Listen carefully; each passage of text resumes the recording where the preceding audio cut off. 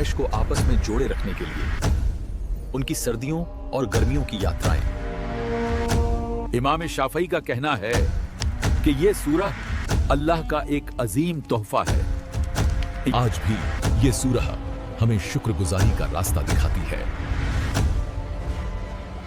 ये बात है उस दौर की जब मक्का पूरी दुनिया के लिए एक पहेली था, जहां कुरैश का कबीला अपनी शान और रसूख के लिए जाना जाता था।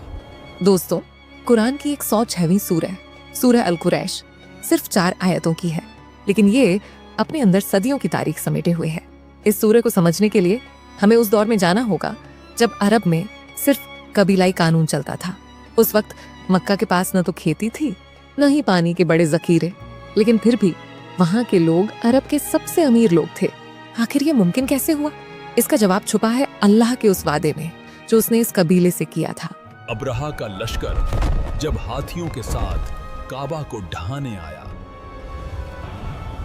तो अल्लाह ने छोटे परिंदों से उस बड़ी फौज को खाक कर दिया। ये कुरैश की इज्जत बचाने के लिए अल्लाह का एक बड़ा मुआवजा था। जब असहाब ए फील यानी हाथी वालों का खात्मा हुआ तो पूरे अरब में ये बात फैल गई कि कुरैश अल्लाह के खास बंदे हैं और काबा की हिफाजत खुद खुदा करता है। इसी वाक़ये ने कुरैश के लिए वो रास्ते खोल दिए जो दूसरों के लिए बंद थे। अब उनके काफिले जहां भी जाते, लोग उनका सम्मान करते और कोई उन्हें लूटने की हिम्मत नहीं करता था। यहीं से सूरह अल कुरैश का असल पस ए मंजर शुरू होता है। सर्दियों के मौसम में उनके काफिले यमन की ठंडी वादियों की ओर जाते और गर्मियों में वो शाम के हरे भरे बाजारों की तरफ कूच करते। ये व्यापारिक यात्राएं ही कुरैश की खुशहाली की असली बुनियाद थीं।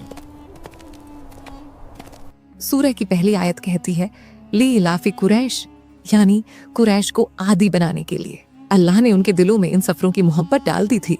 तफसीर इब्ने कसीर के मुताबिक कुरैश के पास कमाई का और कोई जरिया नहीं था।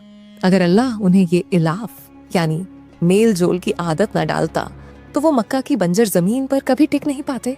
ये अल्लाह का पहला बड़ा एहसान था कि उसने उनके लिए अंतर्राष्ट्रीय व्यापार, इंटरनेशनल ट्रेड के रास्ते आसान कर दिए।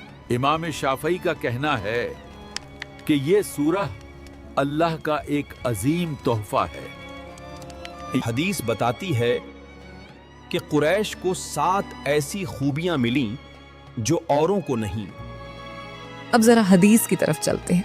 मुसनद अहमद की हदीस नंबर 19,774 में नबी करीम ने फरमाया कि अल्लाह ने कुरैश को वो फजीलत दी जो किसी और को नहीं मिली।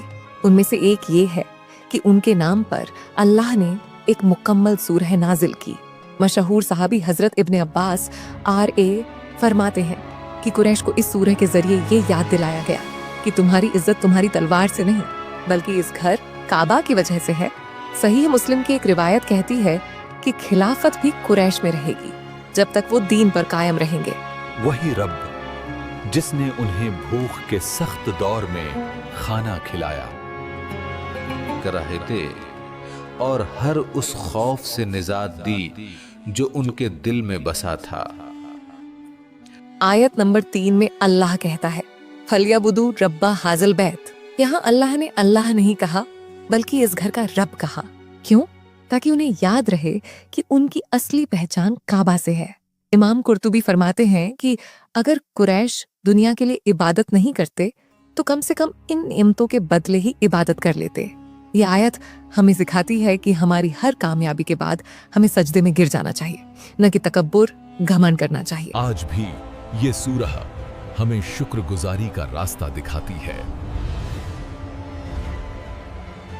शुक्र करें उस रब का जिसने हमें ईमान और अमन की दौलत दी। ये अमन और ये रिज्क सिर्फ और सिर्फ अल्लाह की देन है। सूरह की आखिरी आयत सबसे अहम है। अल्लाजी अतमहुम मिन जुइम व आमनहुम मिन खौफ।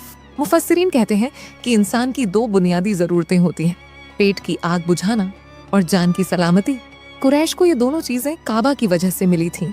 इमाम जाफर अल सादिक AS ने फरमाया कि जो शख्स भूख या डर महसूस करे वो इस सूरह को पढ़े, अल्लाह उसे अमन देगा। ये आयत आज के दौर में भी हमारे लिए उतनी ही सच है जितनी 1400 साल पहले थी। कुरैश को आपस में जोड़े रखने के लिए उनकी सर्दियों और गर्मियों की यात्राएं। तो दोस्तों कि इस गुफ्तगू का निचोड़ ये है कि सूरह अल कुरैश हमें ग्रेटिट्यूड यानी शुक्रगुजारी सिखाती है। अगर आज आपके पास खाने को रोटी है और आपके देश में अमन है तो आप दुनिया के सबसे खुशनसीब इंसान हैं। कुरैश ने जब शुक्र छोड़ दिया तो उनकी ताकत भी चली गई। ये हमारे लिए सबक है। उम्मीद है कि कुरान और हदीस की रोशनी में ये जानकारी आपके काम आएगी। अपनी दुआओं में याद रखिएगा और इस वीडियो को शेयर करके सदका इजारिया का हिस्सा बने।